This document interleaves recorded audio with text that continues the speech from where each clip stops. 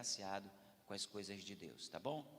Muito bem, vamos lá, vamos ler Lucas, capítulo de número 4, seguimos a exposição do Evangelho de Lucas, tá bom? Hoje nós vamos falar sobre a tentação de Jesus no deserto. Diz assim a palavra de Deus: Jesus, versículo 1, cheio do Espírito Santo, voltou do Jordão e foi guiado pelo mesmo Espírito, no deserto. Durante 40 dias, sendo tentado pelo diabo, nada comeu naqueles dias, ao fim dos quais teve fome.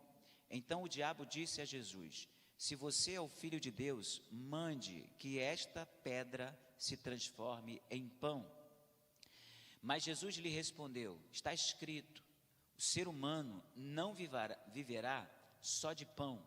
Então o diabo o levou para um lugar mais alto e num instante lhe mostrou todos os reinos do mundo e disse: eu lhe darei todo o poder e a glória destes reinos, porque isso me foi entregue e posso dar a quem eu quiser. Portanto, se você me adorar, tudo isso será seu.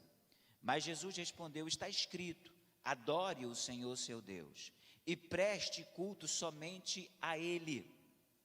Versículo 9, então o diabo levou Jesus a Jerusalém, colocou-o sobre o pináculo do templo e disse: se você é o Filho de Deus, jogue-se daqui, porque está escrito, aos seus anjos ele dará ordens a seu respeito, para que o guardem, e eles o sustentarão nas suas mãos, para que você não tropece em alguma pedra.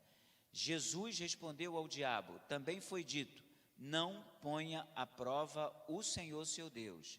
Tendo concluído todas as tentações, o diabo afastou-se de Jesus até o momento oportuno. Vamos orar? Vamos falar com Deus. Pai, nós oramos e te agradecemos. Bendizemos o teu nome, Senhor, e queremos te agradecer mesmo, Senhor, pela leitura da tua palavra, pelas ofertas que foram depositadas aqui. Ajude a equipe de gestão, de administração da tua casa a fazer o melhor possível, com honestidade, com clareza, com transparência, com eficiência, ó Deus, com destreza. Nos ajude, Pai. Ajude também para que a tua obra missionária continue nesse lugar e a partir deste lugar. Nós oramos, agradecidos, no nome precioso de Jesus, nosso Salvador. Amém, Senhor, e amém. Muito bem, meus irmãos. A tentação de Jesus é o tema desta noite. A Bíblia diz que após o batismo de Jesus, o primeiro acontecimento a ser registrado pelo evangelista Lucas e também pelo evangelista Mateus, vale dizer que Marcos também registra esse texto. A Bíblia diz que Jesus foi ser tentado. Trata-se, portanto, de um assunto profundo e rodeado de mistérios, porque o Filho de Deus foi alvo das ações de Satanás contra ele. No entanto, há aqui uma narrativa bíblica com aplicações perfeitas e claras, que nós que estamos aqui nesta noite e acabamos de ler esse texto, precisamos dar a devida atenção. Há aqui, meus irmãos, informações preciosíssimas para nós que estamos neste mundo e passamos, experimentamos muitas tentações. Primeira coisa que a gente observa no texto é que nós temos no diabo um inimigo pessoal e real. Não há como nós negarmos que nesse tempo que nós estamos vivendo, o diabo continua atuando no planeta Terra. O texto que nós lemos no versículo 1 nos mostra que Jesus, cheio do Espírito Santo, voltou ao Jordão e foi guiado pelo mesmo Espírito no deserto durante 40 dias, sendo tentado pelo diabo. Perceba que nós estamos verificando aqui que na nossa Bíblia está registrado que Jesus estava cheio do Espírito Santo. Ele havia sido batizado. Jesus não está aqui sendo tentado porque está fraco na fé. Jesus está aqui sendo tentado porque ele deixou de vigiar. Não, o texto mostra que Jesus está cheio do Espírito Santo e ele voltou do batismo, ou seja, ele voltou de um evento importante da história de sua vida, em que João Batista o mergulhou nas águas e ele foi testemunha do ministério profético de João Batista. Entretanto, após ser batizado, ele foi guiado pelo mesmo Espírito. E por que Lucas diz que foi pelo mesmo Espírito? É porque, não se engane, eu e você podemos sim ser enganados por outros espíritos. Quando Lucas diz que Jesus foi guiado pelo mesmo Espírito, é porque eu e você, na nossa trajetória de fé, uma vez sendo cheios do Espírito, estamos sendo guiados por Ele, no nosso percurso, na nossa trajetória, o inimigo das nossas almas, ele pode sim nos enganar. Por isso que Lucas vem nos mostrar aqui, que ele foi guiado pelo mesmo Espírito, e não por um outro espírito, mas é um fato. O diabo, ele é um inimigo poderoso, e ele é um inimigo real. Não é algo que acontece na mente humana. Não é algo que é fruto de especulação de estudiosos. Não, ele é real segundo a Bíblia. Ele não temeu atacar ao Senhor por 3 vezes seguidas. Nosso Senhor Salvador foi conduzido pelo Espírito para ser exatamente tentado por Ele. Perceba que o Espírito não livrou Jesus de ser tentado pelo diabo. Ao contrário, ele foi orientado para ir ao deserto, foi levado para o deserto e lá ele foi tentado por ele. Nós precisamos lembrar que foi por intermédio do diabo que o pecado entrou no mundo. Então, é por intermédio do diabo que a tentação vai nos alcançar. Ela vai chegar até nós. Se você for ler na história bíblica, na história da humanidade, inclusive, a presença do tentador, ela é real. Na história, por exemplo, ele oprimiu, enganou e fez grandes homens de Deus praticarem pecados, por exemplo, como Jó, como Davi, como Pedro. Quantos de nós aqui gostamos de pregar sobre Jó? Quantos de nós aqui gostamos de pregar sobre Davi? Sobre o próprio Pedro, né? Muita gente gosta de pregar sobre Pedro. Contudo, estes homens foram alvos de tentações. A Bíblia, portanto, chama esse tentador de homicida. Então, o tentador, ele é homicida, ele é mentiroso, o leão que ruge, ele é nosso adversário, nunca dorme nem cochila, ele é um espírito, e fica esperando oportunidade para poder atacar as pessoas, atacar a mente das pessoas, usa outras pessoas também para atacar outros seres humanos. Há 6.000 anos, arruína a vida de homens e mulheres, levando-os ao inferno. Por isso que a Bíblia diz que o Filho de Deus se manifestou exatamente para destruir estas obras de Satanás. Então nós não podemos achar que o inimigo, o nosso inimigo, ele não é real, ele não é poderoso. Sua sutileza, astúcia, ultrapassa a compreensão humana de tal forma ou de tal maneira que com frequência ele parece muitas vezes ser um anjo de luz. Sim, meus irmãos, um anjo de luz. Segundo aos Coríntios, capítulo de número 11, versículo de número 14, fala sobre isso. Por isso, e muito mais, nós precisamos resistir ao diabo. Tiago capítulo 4, versículo 7, a Bíblia diz: resistir ao diabo e ele fugirá de vós. Então a nossa resistência, ela é uma arma que nós precisamos utilizar. A nossa perseverança em cumprir a vontade de Deus é o que precisamos utilizar para poder resistir, ou seja, vencer as investidas do reino das trevas. Segundo lugar, a tentação não deve ser encarada como algo estranho. Veja, muitos de nós ficamos fora de si muitas vezes porque a tentação nos tira do eixo, qualquer que seja ela. Entretanto, nós não podemos achar que tudo isso é estranho e que nós não podemos e não vamos passar pelas tentações. João capítulo de número 15, versículo de número 20, o texto diz assim: não é o servo maior do que o seu senhor. Palavras de Jesus.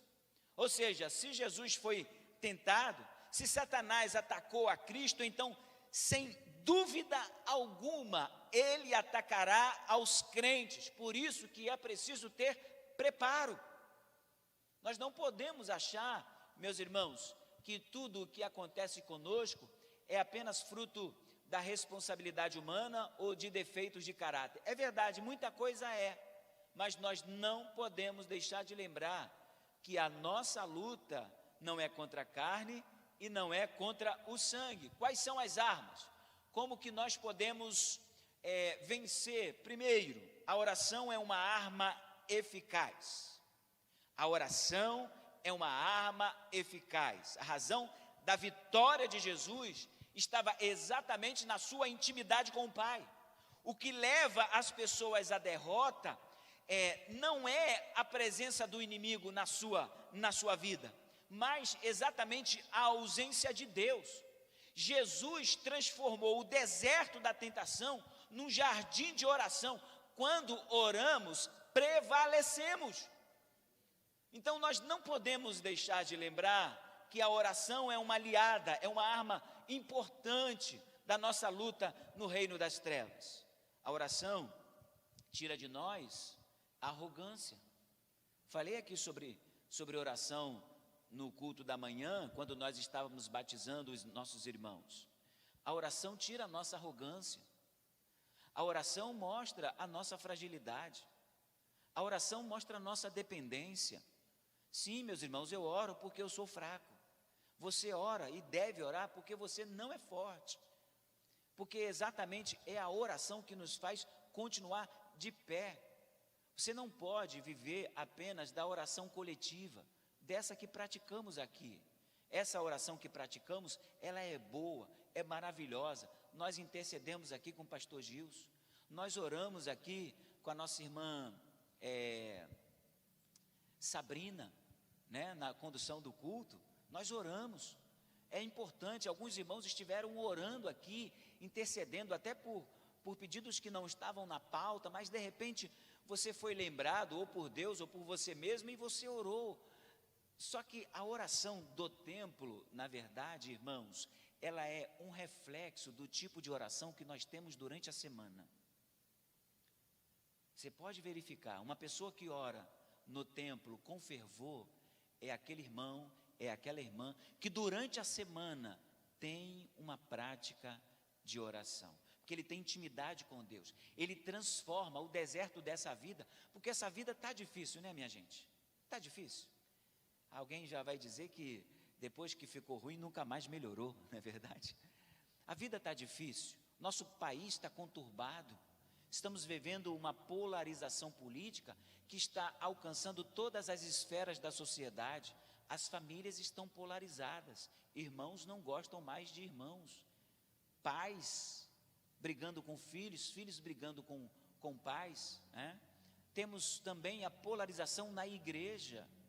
A igreja, as pessoas estão ficando chateadas e inimigas umas das outras por causa de uma opção política, por causa de uma opção partidária, por causa, enfim, nós precisamos vencer nesse tempo com oração. Comece a orar. Se você ajuntou uma mágoazinha, um rancor, um ódio, uma angústia, um desejo de vingança, uma vontade de dar uma voadora em alguém, pega esse alguém, coloca debaixo do seu joelho. Coloque debaixo do seu joelho. Coloque debaixo do seu joelho. E ore com intensidade. E diga: Senhor, eu estou orando, eu não quero orar por essa pessoa. Eu não gosto dessa pessoa. E você vai começando a orar. Lá pelas tantas, tá? O Espírito Santo vai começar a trabalhar na sua mente, no seu coração. E daqui a pouco você estará orando por ela da seguinte maneira: Senhor, mesmo assim continua dando livramentos, continua abençoando, continua guardando, continua protegendo, me ajude a amá-la, a respeitá-la, me ajude a interceder constantemente por ela. Amém ou não amém? Eu pensei que eu ia ouvir um amém mais forte. Está difícil orar? Olha, minha gente, vamos fazer isso. Vamos interceder, vamos colocar a oração na prática, não apenas falar sobre oração, não apenas discursar sobre oração, mas vamos colocar os nossos joelhos dobrados nos nossos lares. Faça da sua casa um jardim de oração. Faça do seu trabalho um jardim de oração. Viva em espírito, orando no espírito. Fica lá, ó, ligadinho e ligadinha com Deus.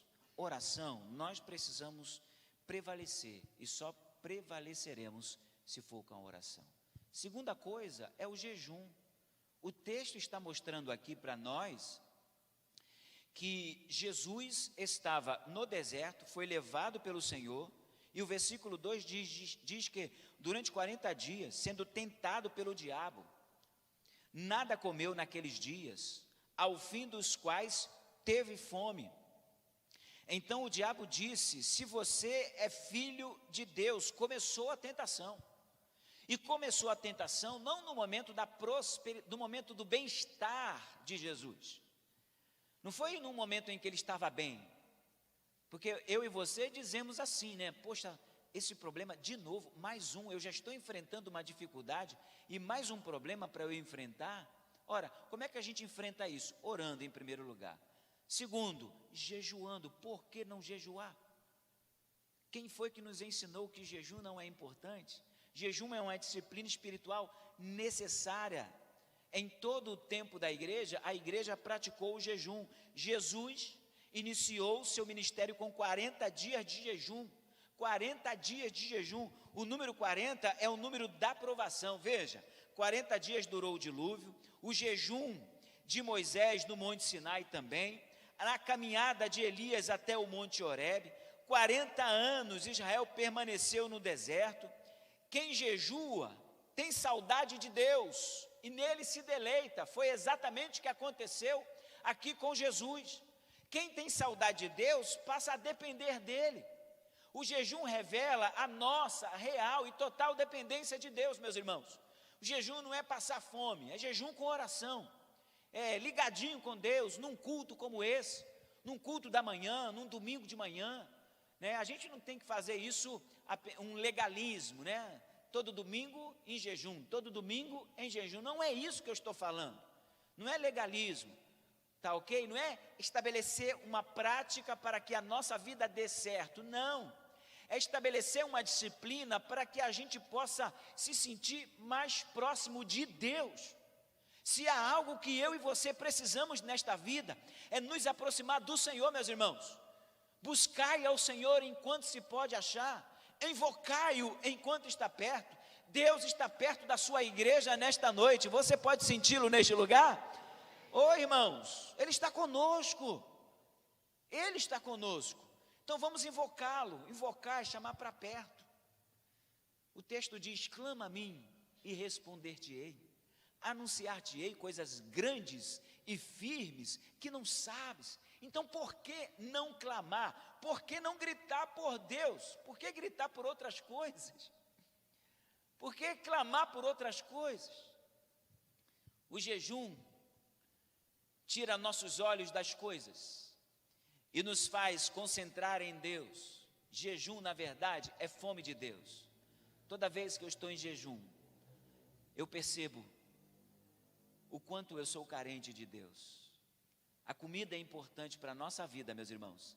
A comida é necessária, mas a presença de Deus, ela é fundamental. Nem só de pão viverá o homem. Veja, mas de toda a palavra que sai da boca de Deus. A principal arma que devemos utilizar, além da oração, além do jejum, e eu estou aqui relembrando vocês, porque vocês sabem disso.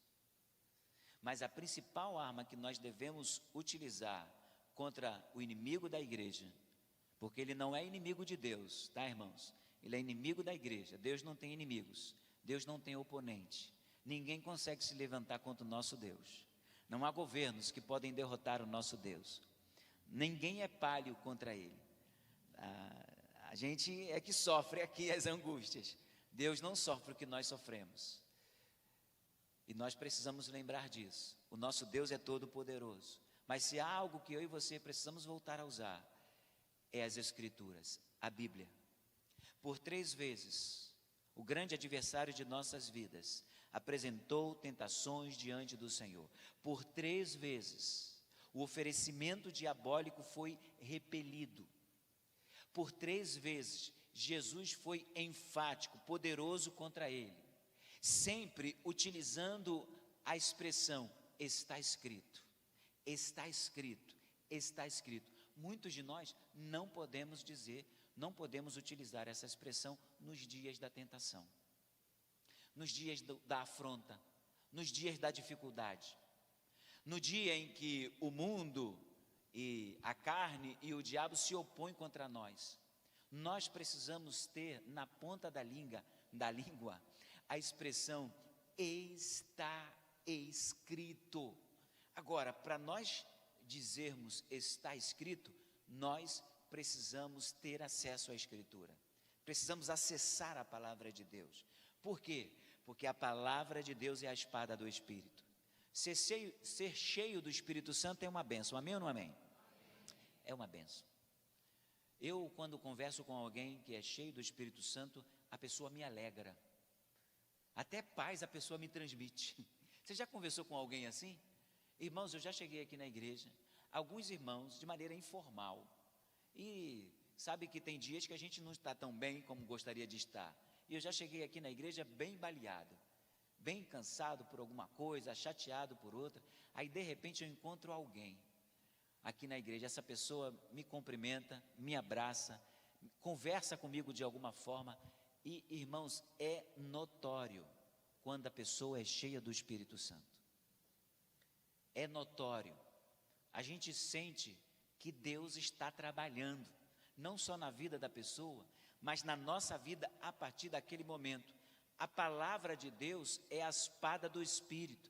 Veja, quando você se diz estar cheio do Espírito Santo, mas não tem as Escrituras, não há como vencer as guerras. O Espírito usa a palavra de Deus que está sendo armazenada na sua mente. O Espírito usa a palavra de Deus que periodicamente está armazenada em nós. Vem como uma centelha que incendeia o nosso corpo e faz com que a vida seja iluminada novamente. E todos os dias, nós precisamos desenvolver o nosso devocional diário, por exemplo. Eu, na quarta-feira aqui, apliquei a 10ª lição para os irmãos, a lição que a gente aplica para os candidatos ao batismo. E nós aplicamos junto aqui por força da profissão de fé. E nós falamos sobre a necessidade de nós termos uma vida devocional. Quantos de nós deixamos de ter esse tipo de disciplina? Que disciplina eu estou falando? É acordar, falar com Deus de maneira não apenas informal, mas de maneira íntima. Depois, por que não acessar as Escrituras? Eu e você nos alimentamos todos os dias, tomamos café da manhã. Tem gente que toma café da manhã que parece que ele está almoçando, não é verdade? Eu conheço pessoas assim, né, João? A pessoa, né, não é verdade? A pessoa começa a comer pela manhã, parece que ele já está almoçando. E que bom que você faz isso, né? Da mesma forma, disciplinas espirituais são bons alimentos pela manhã. Então, fale com Deus, acesse as Escrituras, abra o texto, leia a Bíblia e não fique esperando Deus fazer alguma coisa por você. Comece a fazer alguma coisa por você mesmo. Porque o que Deus tinha de fazer, Ele já fez e vai continuar fazendo por nós. Ele entregou o seu Filho Jesus na cruz para morrer pelos nossos pecados.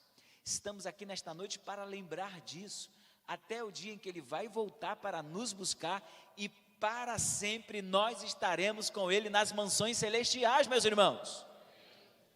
Nós não podemos deixar de lembrar do nosso devocional, por quê? Porque eu e você, esquecemos com facilidade as coisas boas que Deus tem feito por nós. Muitas vezes esquecemos com facilidade que Deus está até presente. Nós esquecemos, nós esquecemos com facilidade, por exemplo, que o Senhor mandou anjos para acampar ao nosso redor. Tem anjos de Deus aqui acampados ao meu redor, meus irmãos. Olha que bênção. Olha que bênção, que conexão de Deus conosco, além do seu Espírito habitando em nós, o Espírito de Deus habita em nós. Uma pessoa quando recebe a Jesus, ele é mergulhado nas águas do Espírito, ele é batizado no poder do Espírito Santo. Agora, de quebra, Deus manda anjos, eles estão acampados não para promover um piquenique ou um momento de lazer, não, eles estão acampados atentos, para nos proteger, para nos guardar. Então amanhã, quando você levantar, anjos de Deus vão seguir você até o seu trabalho, e eles não vão deixar você sozinhos lá, eles vão continuar com você lá, dando livramento para você, abençoando a sua vida. Então nós precisamos lembrar destas coisas. O Senhor não nos deixa em nenhum minuto, em nenhum segundo sequer sozinho, sem amparo. E quando acontece alguma coisa que nos surpreende, um contrapé da vida, uma dificuldade, algo que nos causa certa admiração, nós fugimos do controle, alguma coisa que nós não planejávamos e nos surpreendeu, roubando a nossa alegria, eu quero dizer para você que mesmo aí, Deus continua presente, atuando nas nossas vidas. Ele continua, meus irmãos, como diz a canção, Ele continua sendo bom. Aqui, nós estamos verificando esta realidade. Jesus está no deserto, foi impelido, Mateus vai dizer que ele foi impelido pelo deserto, foi jogado para lá, foi empurrado para lá. Não importa as dificuldades que você vai enfrentar, não importa. Lembre-se de uma coisa, mesmo que você esteja na cova dos leões, lá Deus vai dar livramento para você. E se Ele não der livramento, Ele tem coisas melhores para você. Se Ele não der livramento, Ele tem coisas melhores para você. A palavra de Deus, meus irmãos, é lâmpada para os nossos pés. A Bíblia não nos fará nenhum bem, isso é muito necessário dizer, se tão somente ficar guardada nos nossos lares, ou apenas como utensílio de decoração, ou não de decoração apenas, nos nossos lares, mas também como adereço de enfeite das nossas roupas. Hoje eu vou com uma Bíblia azul porque hoje eu estou de azul, então. Hoje eu vou com uma Bíblia preta porque a minha roupa pede uma Bíblia preta. Não, hoje eu vou com uma Bíblia amarela. Irmãos, tem Bíblia amarela, cor de abóbora, não tem problema. A Bíblia não deve ser um adereço. Ela não terá efeito nenhum se ela ficar guardada nos nossos lares ou apenas fechada diante de nós. Ela precisa ser aberta, mas ela também precisa ser lida. Então, você que há muito tempo não tem essa intimidade com as Escrituras, eu quero desafiar você aqui hoje. Desafiar você. Eu quero desafiar você. Eu quero desafiar você a retornar à leitura das Escrituras. Sabe aquele impacto que você tinha quando lia no início da sua fé e de repente, por força das circunstâncias, você deixou de ler? Então, eu quero desafiar você, hoje à noite, antes de dormir, deite-se lá na sua cama, ligue o abajur, a vela, qualquer coisa que você tiver, Vela é perigoso, irmãos? Vela é perigoso.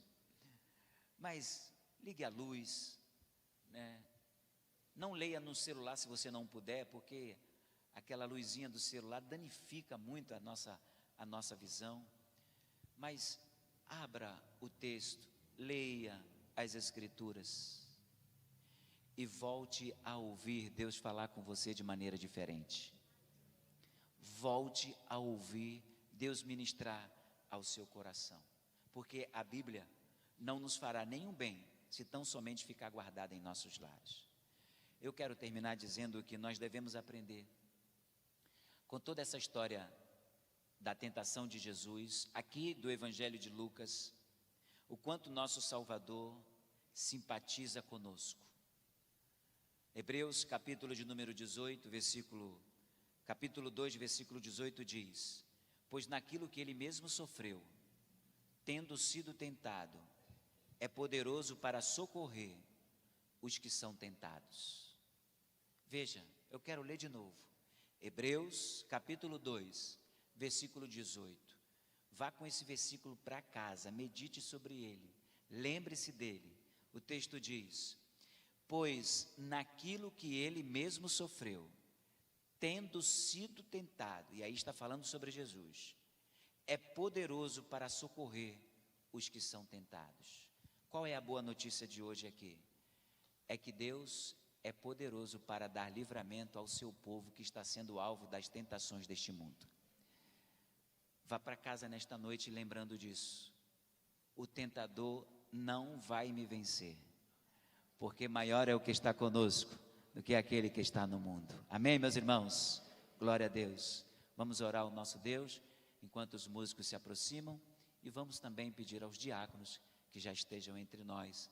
Nós vamos participar da ceia do Senhor.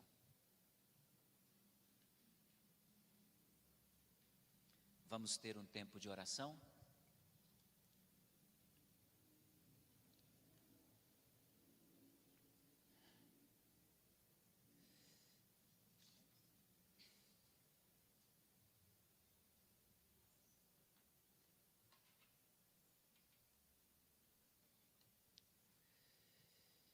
Enquanto os diáconos se aproximam, os músicos, todos nós aqui vamos servir aos irmãos.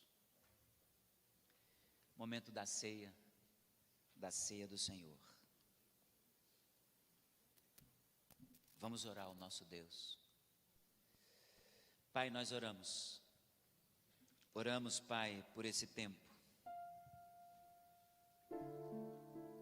Oramos, Senhor, pela oportunidade que temos.